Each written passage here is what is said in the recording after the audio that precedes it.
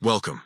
Today we're diving into a simple yet effective way to share a story link from your Instagram highlights directly to a group chat. This updated method ensures you can easily connect with your friends or family by sharing memorable moments. Let's get started. First, open the Instagram app on your device. Make sure you're logged into your account so you can access all your features seamlessly. Next, click on your profile photo located at the bottom left corner of the screen. This action will take you to your profile where you can manage your posts and highlights. Once you're on your profile, look under your bio for the highlights section. Here, you'll find various stories you've saved. Scroll through to find the specific story you want to share. After locating the desired story, choose the Send to icon.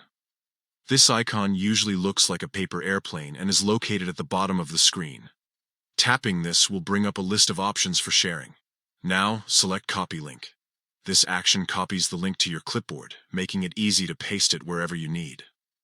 Next, go back to Messages and find the group chat where you want to share this link. You can do this by tapping on the Messenger icon at the top right corner of your screen and selecting the appropriate group from your conversations.